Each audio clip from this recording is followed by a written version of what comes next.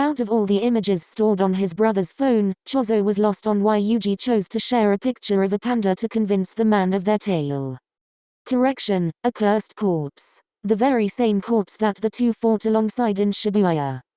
A descriptor Chozo only knew when the cursed spirits he'd once allied with spoke of the school and its inhabitants when preparing for the titular day of Gojo's sealing. Yuji's upperclassman. Panda Senpai. The question of why the image of that panda posing alongside two other students of his class that Chozo had yet to meet was of any importance answered itself simply by the reaction on the instructor's face. Yaga held the device, the image, with care. While brief, the expression that swept over the man's face was one Chozo was all too familiar with, aware of how overpowering such an emotion was. An attachment beyond words. The feeling of pride not in oneself, but in another. The swelling sensation that neither death painting nor infuriated instructor could completely deny. Recognition of family. The creation of a cursed corpse is not one of natural occurrence. Yaga was Panda's creator, and more importantly, he was Panda's father. Such titles were not one and the same. As cruel as it was, Chozo knew this to be the truth.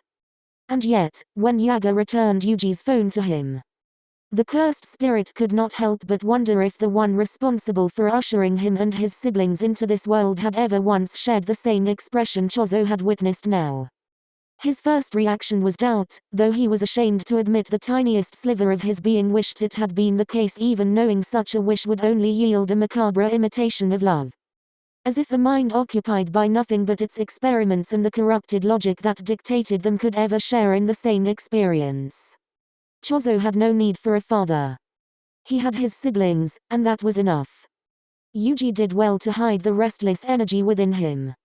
Turbulent, but far from unstable, recalling so much of their history was a fight all on its own. Not as adept at holding in such building pressure as the remaining two around him. Yuji could not help but drop his shoulders and release a long-held breath once the trio of students were no longer in view.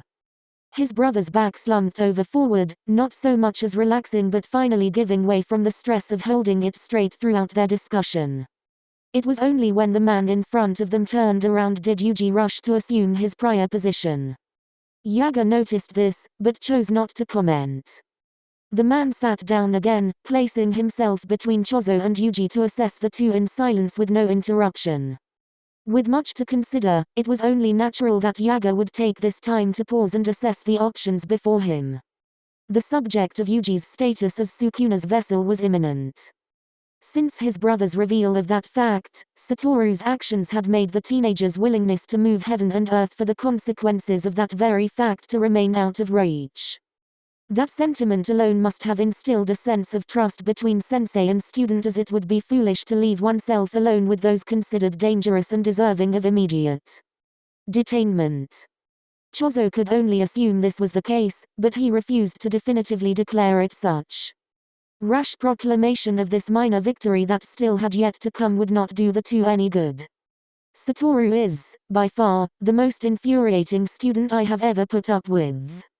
The silence broke, and a half-hearted chuckle followed, prompted by whichever memory had surfaced from his remark.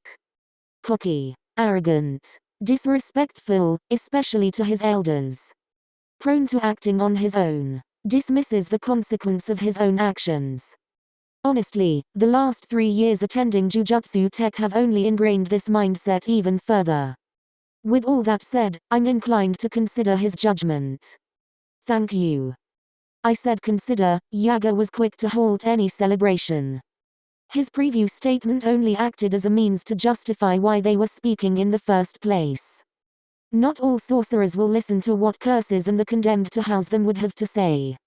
Chozo had already witnessed this with Suguru opposing the very idea at every turn. When you are from and how you came to be here aside, there is still the matter of what the two of you are that we need to address. You're right. Sorry, his brother's visible relief shoved back down, but that did not deter his confidence in trusting the man with the truth. Whatever you want to know. There's no getting around this. The appearance of a vessel capable of containing Ryomen Sukuna is not something that needs to be shared with everyone you meet. Your bluntness about your situation is appreciated, but if you keep that up you'll end up in trouble I won't be able to get you out of. Understand? Yeah, I understand.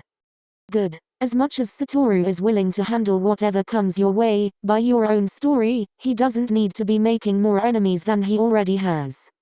For everyone's sake, caution is the best course of action. Guilt flashed over Yuji's face. I don't want to make things worse. Really, if it becomes too much trouble, then we'll have to handle it the best we can if the situation calls for it. Yuji bit down on his tongue, about to speak further but chose against it.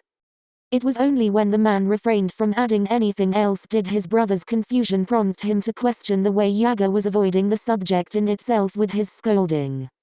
Are you not going to ask, how it happened? Or if I'm safe to be around? How many fingers? Too many. I don't need a number to know that much. Yaga glanced over his shoulder to where his students had last been seen before their departure. I was too late to catch any of your conversation by the vending machines, but I'm going to go out on a limb and assume you've already been through this with my students, haven't you? I won't make you repeat yourself today. Satoru claims you aren't a threat. He trusts that you aren't. That's enough for now. Oh, the sound slipped out before Yuji could catch himself. I mean, I'm happy to hear that, Sensei's approval means a lot. His brother's eyes hid themselves by staring at the floor. Melancholic, reserved, anything but the happiness he claimed to feel was eating away at him.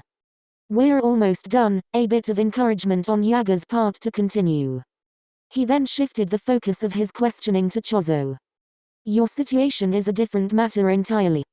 And given the relationship you share with Yuji, how are you here when you and the other death paintings should be secured behind Master Tenjin's barrier? If there is a security breach we are unaware of, I need to know. The death paintings were not the only things stored in the warehouse behind Tenjin's barrier. Not only were a few of Sukuna's fingers currently in the school's possession, but other tools and objects as well. Many of which were best left where they were rather than to fall into the hands of anyone. Whether deemed the right hands or not. The breach was not done through normal means. A special grade curse was able to detect the cursed energy from the warehouse and follow it through the maze-like barrier, preventing most intruders from ever reaching their target. At the time, his goal was to retrieve Sukuna's fingers, but myself and 2 of my brothers were stolen as well. And after that, you were incarnated into human hosts, Yaga inquired further. Regrettably, that is the process in which I was granted an autonomous form. The soul of this body has long since left, leaving myself as its sole occupant. Neither the sorcerer nor his brother passed judgment. What was done, was done. I see. If the breach was a unique case, then how do the 2 of you believe you'll be able to cross through the barrier this time? Reaching Tenjin is not as simple as a casual stroll. Only those invited are allowed to enter. Chozo's thought quickly about how he should answer. Revealing his own ability to navigate the barrier may mark him as a threat more than he already was. But, his brother had already made an effort to hide as little as possible from Satoru's instructor, which led the curse to do the same. Through a side effect of my curse technique, I can sense the remains of my siblings stored within your warehouse. I planned to use that connection as a means to guide our path. What happens when you reach our warehouse on your way to Master Tenjin? This was a test. Yuji's intentions when meeting Master Tenjin were an open book. Chozo's intentions, while obvious to himself, are harder for others to assume. It was only natural to be wary of a curse. Whether it be a spirit, object or being that did not quite fit into either category entirely. His brother housed a curse, but was human in every definition that mattered. Chozo was incompatible with those definitions as well. His origins and physical nature removed him from the populace of sorcerers and non-sorcerers alike. Right now, any trust he garnered was through Yuji. Nothing. As much as it pains me to leave my siblings in their current state, acting on my desire would not assist in my little brother's wishes. If returning to our time is possible, I will see to reuniting with them when the opportunity allows it, as I will not abandon them indefinitely. My current responsibility is to Yuji, first and foremost. Upon receiving Chozo's answer, Yaga looked the two over once more. The man's frown did not align with his acceptance of what he heard. I can always sympathize with someone who understands the importance of family, unconventional as they come these days. It is because of that I will ask both of you to hold off on attempting to visit Master Tenjin. His importance to Jujutsu society and its safety is not something I will take lightly, and any visits to him will find their way to the elders in one form or another. I am not barring you from meeting with him entirely. Master Tenjin may very well be the only one capable of providing the answers you seek. I only ask as the acting head of this school, that we take this one day at a time until we work out the best way to accomplish this. Chozo found the man's request acceptable, even if the delay of their visit could not be measured. Immediately marching down to the tomb Master Tenjin resided at this very moment was not their plan. But their search for answers would best be done sooner than later, which made this ordeal a tricky one to navigate. As time passed for them here, there was no telling how that correlated to the length of their absence in the future they left behind. Would a couple of hours or even a day remaining idle hold the same consequence as several? Until the many mysteries surrounding their displacement were brought to light, no one could say for certain. Yuji agreed with him. That makes sense. I don't know if it is a good idea to wait too long, but I don't think a few days will hurt. I'm grateful to you and Sensei for listening to everything we've said, so if there is a better way to meet Master Tenjin than just popping in uninvited, we should go with that. His brother had turned to Chozo near the end, as if to placate his unspoken concern. Then it's settled. In the meantime, you both are welcome to continue staying in the school's guest house, as many of our active sorcerers tend to find their own means of living arrangements outside the campus when visiting.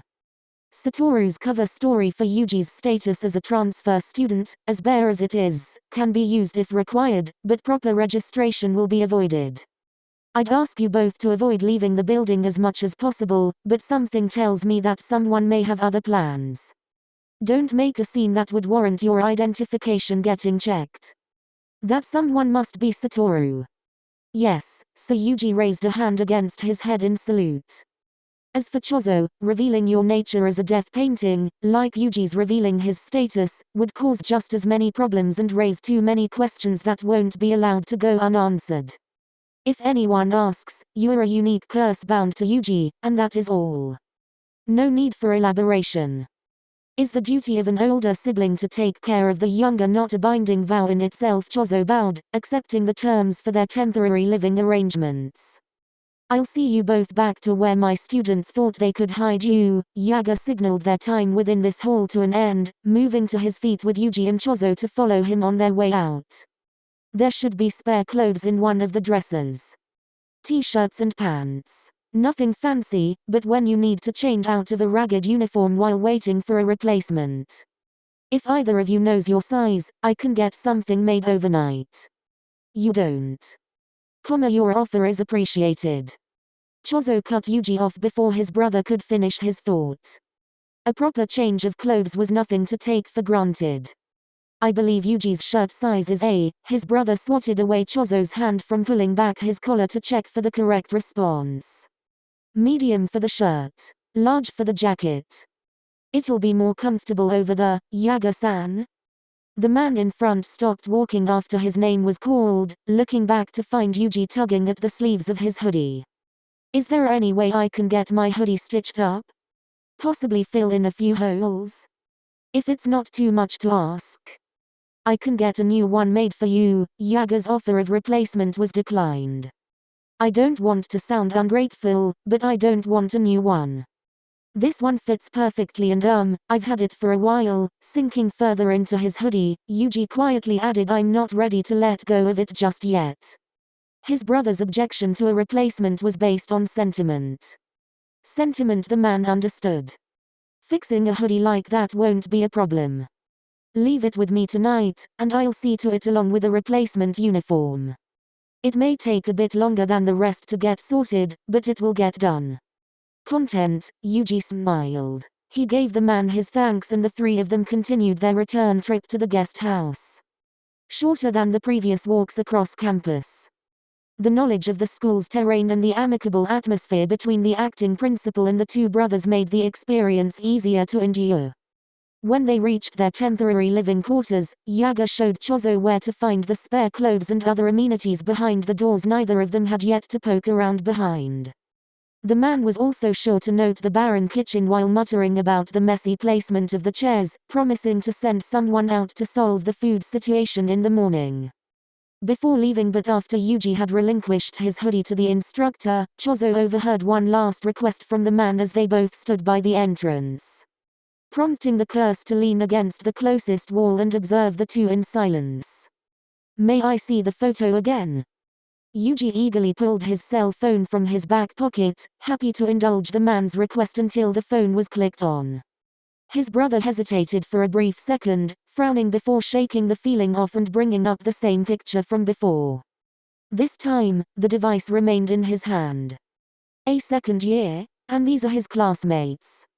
"Yeah. That's Maki-senpai and Inumaki-senpai." His brother hovered a finger over the screen to designate who each person was. "Akotsu-senpai is in their class too, but he was overseas when I enrolled, so I don't have any photos of him. The second years are all pretty close. I think I know that kid. Inumaki. Toad. He's a cursed speech user. His family has already made plans to enroll him in the school when he comes of age. The girl, Maki, looks familiar too." Yaga brushed a thumb against his eye, wiping away the cracks in his stoic persona. "How did you know I've been keeping Panda a secret from them?" "I guessed," Yuji shrugged. "If you wanted to tell them, you'd show them yourself. There are some things that just aren't my place to share." "How is he? After everything that's happened?" "Alive. We haven't run into each other since the attack, but I know Panda-senpai is surviving. He's tough like that. As he should be. I plan to teach him everything I can," A promise said in earnest. The man left them in higher spirits after that, bidding farewell and a good night before leaving Yuji to stand alone on the front steps to wave him off. His brother's cell phone was still in his hand, lingering on the image even as he retreated inside when Yaga was fully out of view. Yuji came to a stop right in front of Chozo, rapidly flicking his thumb across the screen until satisfied enough to lift the device in front of his older brother's unsuspecting face and click the screen once more. Chozo raised a silent eyebrow, asking for Yuji to elaborate on what he did. "I don't have any photos of you." Yuji shut the screen off, but he continued to hold the device as if it were on in his hands. "I probably should have asked first. If you want me to delete it, keep it. But if you feel inclined to take another, please let me know, so I may pose appropriately." His answer appeared to settle his brother's nerves. "There is a bathroom down the hall. I suggest you be the one to use it first before we change into fresh clothes." "Are you saying I stink?" "We both do." Neither one had much time to rest in the aftermath of Shibuya, let alone enjoy the amenities of a functioning bathroom with flowing water. Chozo was in no rush, but rid themselves of the dirt and blood that had seeped into their clothes as something he happily looked forward to. "I believe there are towels in the closet leading up to it." "Found them." Yuji shook the towel in the air as proof, slinking into the bathroom and out of Chozo's sight for a short period of time. The sound of running water and the occasional shuffling of his brother's feet continued to notify Chozo that he was still close by, granting the curse enough peace of mind to search for the spare clothes Yaga mentioned and leave them by the door for a sheepish Yuji to grab after his long shower was complete. A fair bit of steam exited the bathroom alongside Yuji as he returned to the hall, apologizing for wasting so much hot water when it wasn't needed. Instead of pointing that out, Chozo nodded and accepted his brother's words as it was not the time to scold him on his self-perception. After everything that had transpired, his brother deserved as long of a shower as he wanted. Now his turn to clean up. Chozo closed the door behind him as his brother had. Removing his clothes was not so much a problem as it was calling the remains of his outfit clothes a gross overstatement. More akin to loosely connected rags, Chozo untangled what he could, hoping to preserve the outfit, only to give up halfway and toss what was left to the floor. The next task required navigating the shower itself, slightly different in design from the others he'd witnessed during his and Yuji's time wandering. But the same design principle lent itself to be figured out easily enough. There was no steam when the water finally came out. Chozo only flinched at the immediate sensation of liquid running down his back, soon growing numb to the cold. He failed to see the point in changing the temperature when his body could regulate itself. His focus was best used to assess himself for damages, relieved to find that his wounds had since closed themselves and any evidence he'd ever been hurt would remain as light scarring. From there, he took to washing his hair and going through the motions his body knew from the previous owner. Muscle memory walking the curse through the necessary steps, surely mimicking what his brother had done until thoroughly rinsed, and it was time to step out and dry himself off. Chozo considered himself fortunate that the clothes he picked out fit as well as they had been expected to. Tighter than his usual garments, he'd make do with what was offered as nothing felt too constricting to have an issue with. He left the bathroom still wringing out the water, intent on clinging to his hair to find the hallway empty. Mildly concerned, only a few steps were needed to peer into the bedroom Satoru had offered them when they first arrived. The curse found his brother sitting on the floor, back resting against the side of the bed, cell phone once again in his hands. Chozo let his presence go unannounced, curiously watching Yuji as he grew tempted to click on the screen, only to withdraw right as he was about to follow through. His brother did this 2 more times before Chozo felt the need to speak. Is something wrong? Yuji shook his head, eyes still focused on the device in his hand even as Chozo moved to sit down on the ground beside him. Something was wrong and Chozo would not deny it. He waited in silence, doing nothing to provoke or push his brother to speak when Yuji would eventually do so himself. Awkward was a far better state to be in than anger. It's dumb, his brother stopped, shaking his head again before he made another attempt to share what was on his mind. I wasn't the type to take photos before my grandfather before he died. Chozo knew very little about his brother's family, less about the man who raised him. But he silently mourned the loss nonetheless. I preferred to live in the moment. Enjoy the present. Taking pictures was never on my mind, but after I lost him, I started taking photos of everyone I met. Places I've gone to. If there is enough storage on the phone, I'll record what I can and then upload it to the computer in my dorm. Yuji fiddled with the cell phone again. A developing nervous habit as he weighed his next decision in his mind before forcing himself to turn the screen on and place it between them. The image on the home screen was of a street Chozo did not recognize. It wasn't until his brother pointed at the upper corner did he realize the photo wasn't the cause of his gloom, but a number on display above it. I have pictures of almost everyone I know from before, when things were different. I didn't bring a charger with me when we got zapped to the past, and since Sensei had bought me the newest model for me to use, any chargers they sell in this time won't work. My phone's battery is already below half, see? 35% when it reaches 0, my phone dies. Yuji shut the device off and pulled away, tucking his legs in to rest his chin on his knees until he took up as little space as possible. If my phone dies, they're gone. And I lose them all over again. Trapped in a state of limbo, his brother was yearning for those who had been left behind. But his search for comfort would only drain the battery faster. Does he look for them now, or later? What if I can't see them again? What if I forget? Yuji looked down at his phone again, disappointed. Look at me, getting all worked up over a stupid phone. But it wasn't just his brother's phone.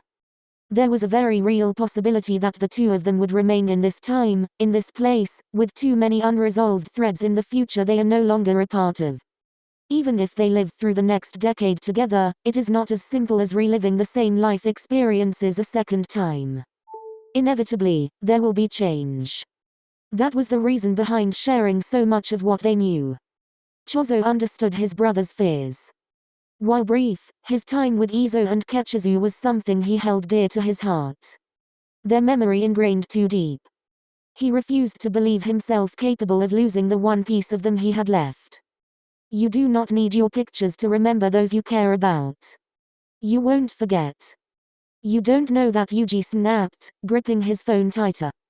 My memory has never been something to brag about, but somehow, this pit in my stomach is telling me it's gotten worse. What if I forget how many spikes are in Fashigiro's hair or what Kujisaki sounds like when she's angry? All the times all three of us could spend our days off together?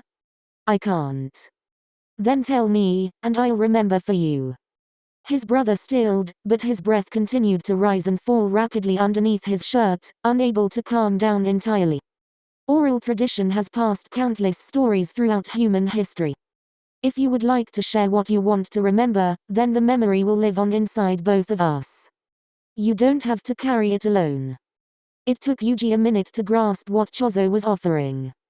Longer still to let his full weight settle against the bed, eyes flickering between his cell phone, the ceiling and anywhere else in between, unable to settle on one thing in particular. He then placed his phone on the ground beside him. I taught Fashiguro how to cook.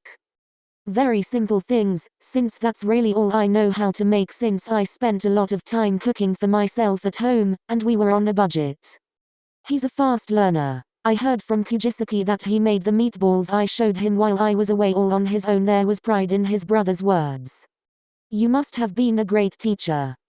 I wouldn't say that. Fashiguro kept saying I wasn't explaining everything straightforward enough, and I was demonstrating too fast. We had to start over a few times until we got the rhythm right. So much extra food. The thought alone must have clued his brother into his own hunger, his stomach growling a mere second after he spoke. Chozo found the plastic bag he'd been provided at the convenience store still on the bedstand within his reach.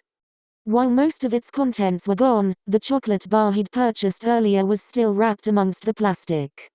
Here. His brother accepted the treat, lingering on before snapping the bar in half, then tearing the package open at the oddest angle. The end product was two halves, each with a bit of wrapper to hold onto while being eaten, one shoved back into Chozo's hand without room for objection. Why Yuji continued to do this, Chozo couldn't say, but he bit into the sugar-laden treat in the same fashion his brother had. His dulled taste buds were still overwhelmed by the sweet taste. Yuji made no complaints, so neither did he. No, you probably don't like Kujisaki for what happened, but she's a good person, his brother mumbled. It had been easy to forgive Yuji for the unfortunate events leading to the loss of their brothers. A misunderstanding was to blame and Yuji was family. Kujisaki was not. Yet, she was Yuji's friend, and while it was much harder to overlook her actions, forgiveness would come in time. She would take us shopping and show me a lot of cool ways to save money with store memberships and coupons. I never figured out how she had the time to keep track of everything, but she always said it was worth it. I think Maki-senpai got roped into helping her. She's really strong. And intimidating. We never got around to testing how the two of us compare, but she'd probably kick my ass. Kujisaki was never scared of her though.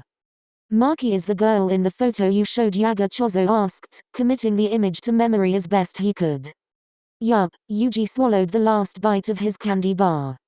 His shoulders have since relaxed, his body leaning off a bit to one side. I wish I got to talk to my senpais more. I didn't know my senpais at my old school as well as I'd liked either.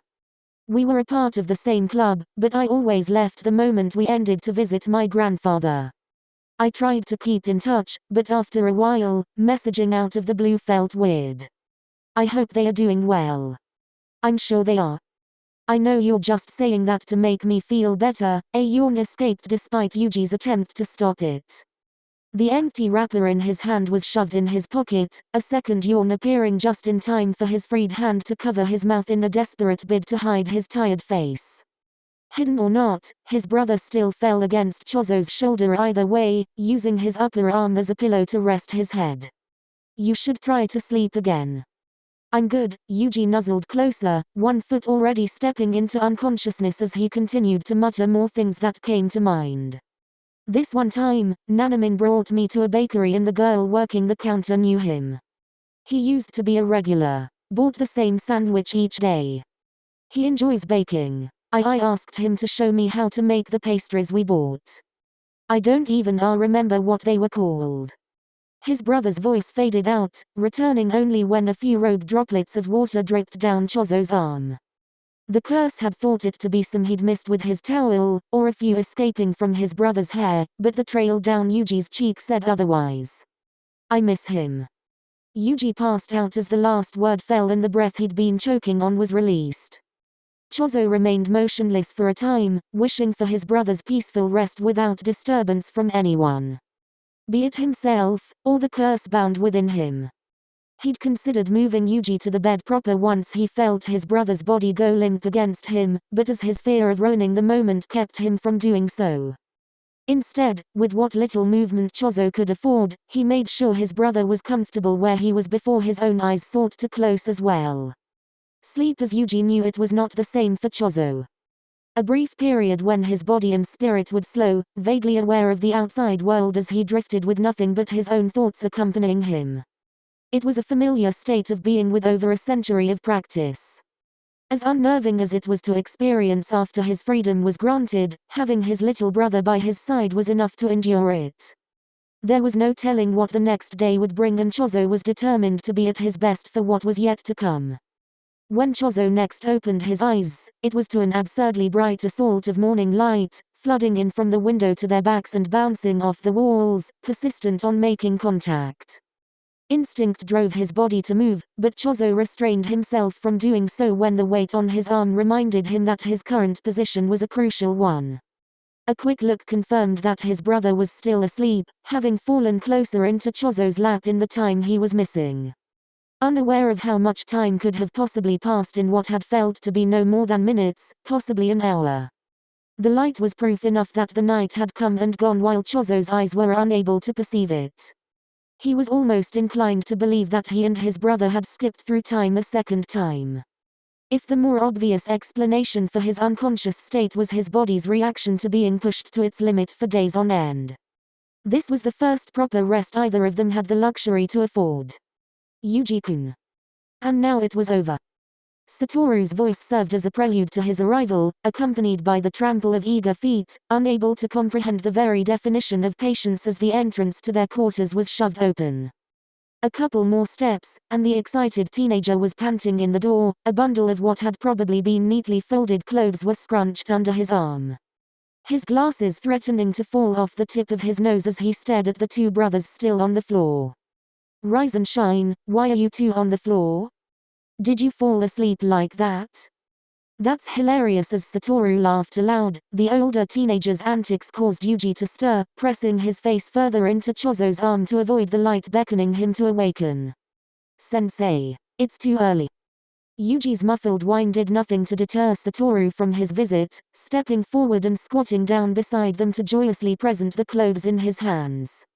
But I have come bearing gifts, Satoru argued, looking at Chozo as if the curse would assist him in forcing his brother awake.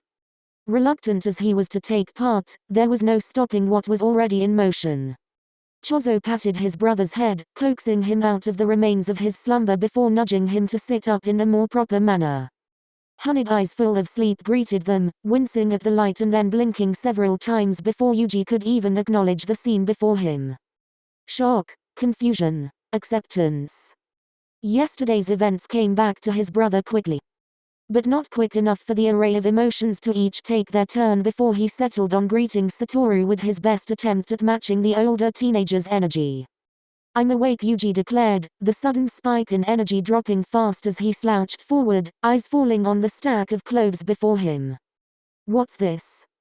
New uniforms. I braved an absurdly long lecture from Yaga over the importance of accountability and something else I'm sure I'll remember if it comes up. Chozo wanted to believe this was Satoru's way of avoiding the details of their discussion, but he could not say for sure. The point is, you both are officially my problem. You're welcome. Sorry to have to put you through all this, sensei. Hey, no, you're supposed to say thank you. Satoru poked Yuji's forehead. The action was not meant to cause harm, instead acting as a playful way of scolding.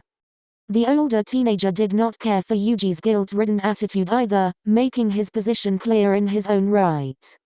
Now get changed. We have to sort out this breakfast situation and grocery shopping isn't my style, so we're going to make use of the school's dining hall. That seems ill-advised, given our current circumstances. Your sensei stressed that we avoid unnecessary trouble. Chozo's caution did not appear to get through to Satoru, receiving a hum in response. It's not unnecessary. Breakfast is the most important meal of the day. The older teenager's eyes flickered over to the plastic wrapper Chozo had left on the floor. I'm sure we'll be able to whip up something much more filling than a convenience store chocolate bar anyway. We'll be in and out. If you say so. Yuji conceded for both of them, accepting the new uniform from Satoru and clambering to his feet. He was sure to scoop up the cell phone he'd tossed aside, unwilling to leave it behind. I'll go change in the bathroom. I'll be quick. Take your time, Satoru called out after Yuji disappeared down the hall. He balanced a second uniform in one hand, dropping it into Chozo's lap just before they both left the floor behind. We had some pre-existing uniforms modified rather than starting from scratch. Doesn't match your outfit from before completely and Yaga guessed your size, but it should be usable. You did not have to do this for me, but thank you. Don't mention it. About to leave the room temporarily for privacy's sake, Satoru stopped before he reached the hall. Yaga filled me in on the current plan. I also caught him up on some key details about the Sukuna situation, only what he needed to know. How's Yuji holding up? He is enduring. Not good enough, hissed under his breath. Satoru's comment came out harsher than he may have expected. Not that Chozo would take offense to it. I agree. Chozo thought back to last night, the memory of his brother's distress unsettling him as he could do little to undo the dying battery of his brother's phone. It was too early to say if his request for Yuji to share stories of those he cared for had done more than just upset him further. However, now that Satoru was present, perhaps the older teenager had greater insight into these matters of technology than he did. While we have a moment, may I ask a request on my little brother's behalf? If it is not something you can do, you do not have to fulfill it.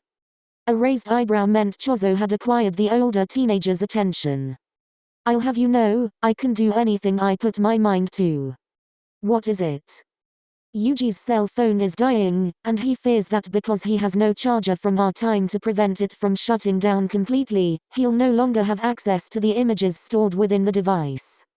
They bring him a comfort I don't believe I am able to provide. If you know of another way to resuscitate his cell phone or retrieve the images from it in some capacity, I would be most grateful. Satoru coughed down a laugh, smiling through the fist covering his lips.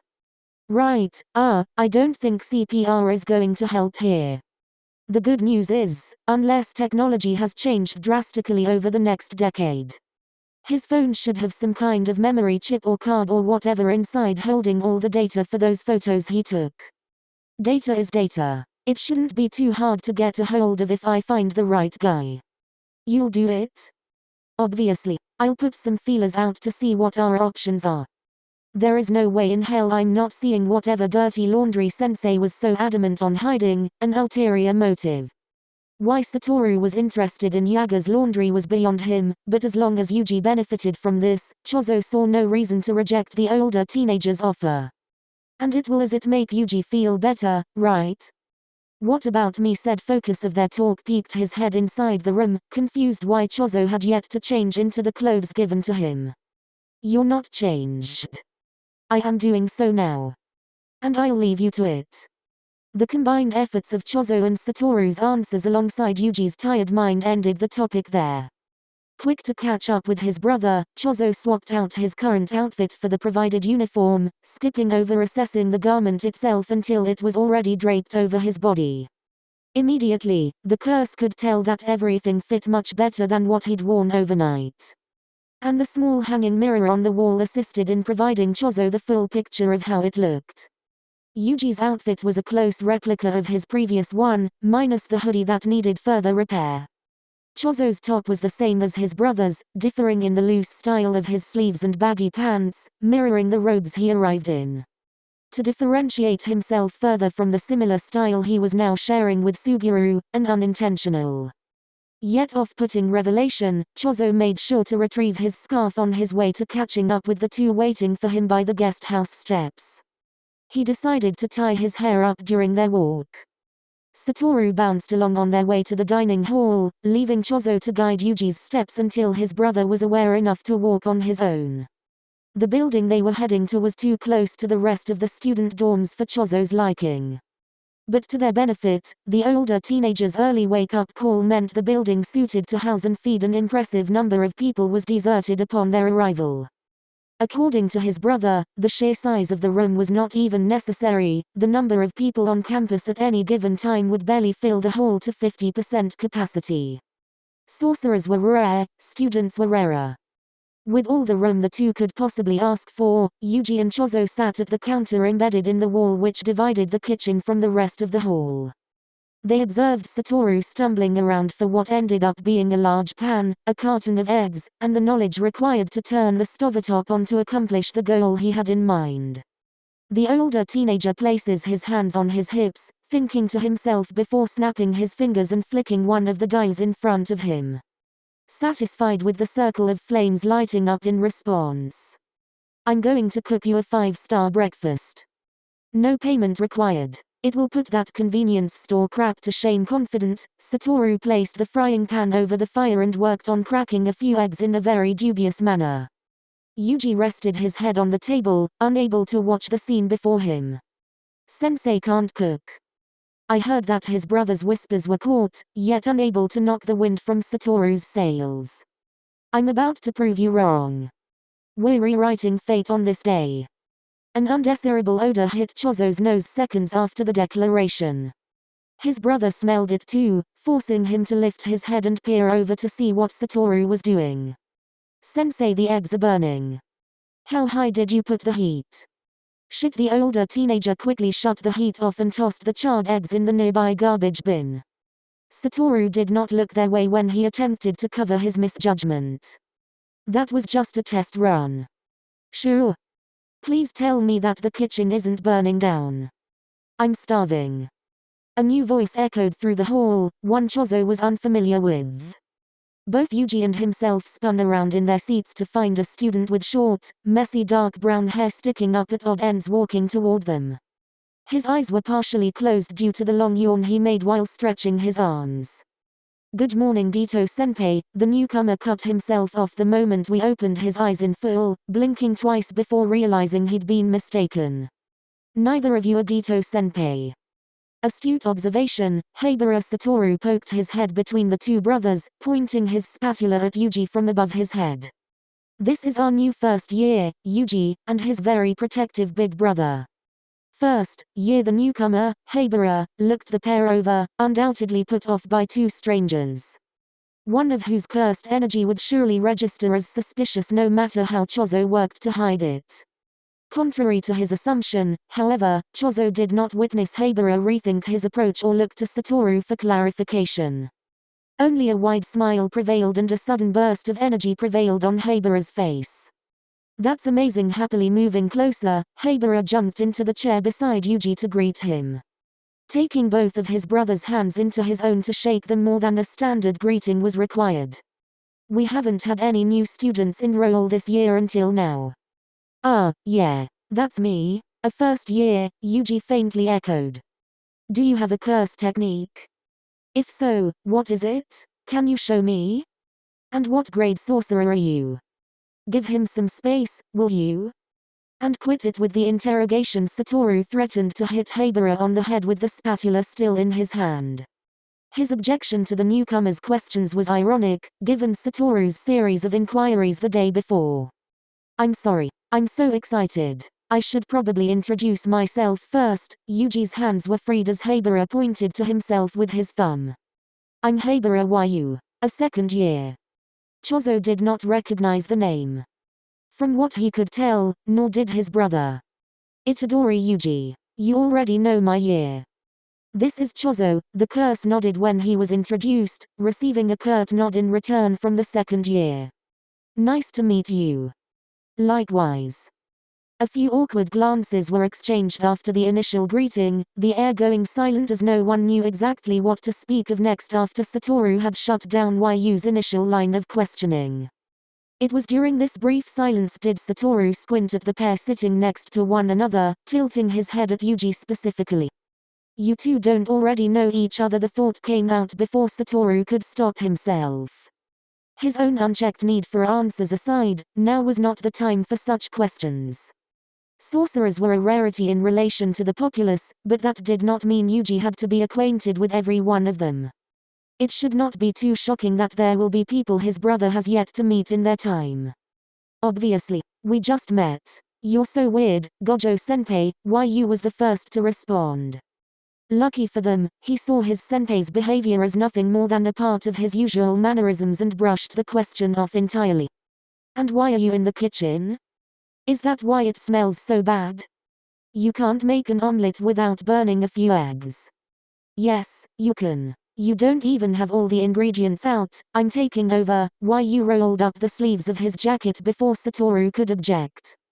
Claiming the kitchen the older teenager had been in the process of desecrating. An apron was grabbed from off the rack on the wall, with a second one to be thrown at the older teenager still standing on his side of the counter. Satoru wasn't kicked out, simply urged to follow the proper way of handling food preparation as his underclassman demonstrated. Would you like us to help too, Habara-san? You don't have to cook for us. Yu, head first in the fridge, raised a hand out to stop Yuji from saying anything further before returning with a handful of additional ingredients to prepare with a quick wash prior to their placement on the counter. Habara-senpai. The second year's eyes lit up with pride. I'm a senpai now. So much responsibility. Yu inhaled through his nostrils, sucking in his emotions as he retrieved a cutting board and knife without the need to search all over as his upperclassman had. Cutting the onions first did not prevent the waterworks from forming in his eyes. I'm going to be the best senpai you ever had. That's a promise. Hello, have you met me? I'm right here. Satoru's objection was met with immediate pushback, even as he tried to assist the second year by mimicking the way Yu was cutting the onion to cut his own. His technique was poor. His fingers uncurled, unbothered by how many times he struck the infinity shielding him in place of the vegetable in his hand. That's literally impossible. No, it isn't. Besides, it's the second years who should look after the first years, and the third years focus on the second years. Yuji-kun is mine. Too bad, I already claimed him. Go back to bothering Nanami. He misses you. There it was again. That name, Nanami. Chozo shifted his eyes from the bickering students to his brother, his growing concern justified when he saw Yuji flinch in his seat. The hands that his brother kept in his lap were now gripping the edge of his seat, revealing the truth behind the face Yuji was determined to keep unresponsive. Yeah right, Satoru pouted into Yu's shoulder, whining into the second year's ear. Between you and me, I don't think he respects all that much. Speak of the devil. Another presence could be felt behind them, and with a slight tilt of Chozo's neck, he could confirm the arrival of another student, who he inferred was Nanami. Blonde hair combined with an exhausted scowl was found on his face, not keen on being referred to in such a manner by anyone. Especially the one who shouted it across the room. Who in their right mind let Gojo-senpai in the kitchen? And who are these two? Right as Nanami's eyes fell to Chozo, Yuji shoved himself away from the counter and flew to his feet, hands threatening to splinter the wood from the intensity of his grip. I'm sorry. I need to go to the restroom. His brother's head remained facing the floor, refusing to look up even to see where he was going, remaining that way until he cleared out of the room entirely. Chozo was too late in grabbing him, his empty hand left hanging in the air as he stared toward where his brother had gone. Satoru, however, did not remain as complacent. Yuji. The knife that was in the older teenager's hand clattered against the counter as he slammed it down, abandoning the prospect of breakfast in exchange for giving chase. Just as Satoru broke through the kitchen doors, the curse raised a hand out to stop him, undaunted by the rising spike of cursed energy Satoru was giving off. He requires space. Not every encounter was going to be an easy one. But, the older teenager did not appreciate being stopped. Aware of how he'll react, Chozo was quick to point out his reasoning. He won't stray too far. Let's give him a few minutes before setting out to retrieve him. After retracting his hand, Chozo continued. If you still wish to go, I won't stop you. Satoru clenched his teeth, shoving his glasses further up his nose than necessary before glancing around the room, slowly putting together the implications of Yuji's reaction. A curse hissed then followed under his breath, furious at himself for considering the possibility sooner. Fine. A few minutes. Breakfast will be ready for when he gets back. He'll have to eat it cold if he takes too long. As Chozo understood it, the fixation on breakfast over everything else was a way of coping. A distraction. A means to endure. His brother's photos were another example of the phenomenon. And, in a way, the curse supposed his fixation on taking care of siblings was his own means of getting through all the challenges this life had and would still throw his way. They were his reason to keep his head clear and remain steadfast in his self-appointed goal to see to their well-being. As well as his own to ensure he could continue his efforts as long as he was needed. In this world of sorcerers, cursed spirits, and the powers that bound them. Coping, whether it be through distractions or through purpose, was necessary to maintain the drive required to survive the path they walked. Despite the pain Yuji must be going through, Chozo knew his brother would not be broken by it. Yuji had a sense of purpose and a desire to see it through, as much as it saddened the curse to know where that purpose would ultimately take him. Notes. Apologies for any noticeable spelling or grammar errors. I do my best to edit what I can before posting and spend a bit of time editing these chapters afterwards. To anyone rereaders out there, you might notice a sentence change or word swap too, and that's only because I'm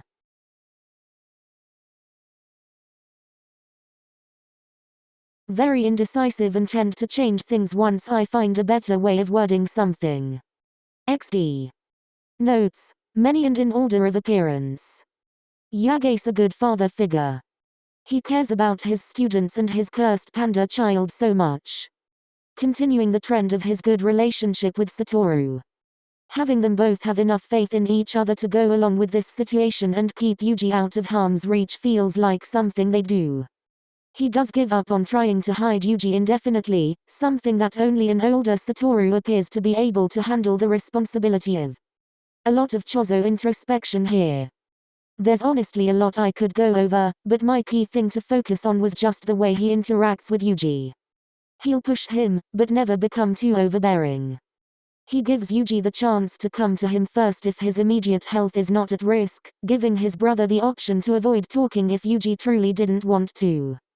So, when Yuji runs off, he waits a minute before going after him. The campus is relatively empty, and they have the protection of both Satoru and Yaga. He can afford to give Yuji this breathing room. Even if he can't account for who his brother may run into while out of his sight.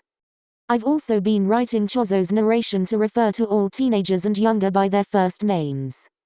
Designating respect to Yaga as an adult even in narration while differentiating the adult versions of the students with their current selves. With the way Chozo learns Heibara's name, he switches to YU accordingly, and with Nanami he doesn't know his first name so only uses the name he has available. I try to do with each narrator, changing the names they use for each character to make each POV stand out just a bit more. Yuji's picturing taking hobby is inspired by the second ending of season 1 of the anime in which Yuji is recording his time at the beach with his friends. He received his cell phone when entering Jujutsu Tech, so I can see him growing very attached to it as a means of keeping contact and looking back on events and people he's fond of. Heibara writing him as this happy ball of energy is so fresh right now. I like to see that Ijichi joined Jujutsu Tech late into the first year, and since he's not training to be a sorcerer proper, he's a second year adjacent. Yuji is the first year they got, even if it's a lie, and now it's Heibara's opportunity to be the senpai. Nanami also makes a small appearance. I've written more of him, but this chapter already got out of hand, so we'll save his cameos for later. It's either Yuji or Sugiru's POV next chapter, but I won't reveal who I've decided until then. I do enjoy reading your thoughts in the comments. Thank you so much for reading and I hope to get started on the next chapter rather soon. Take care.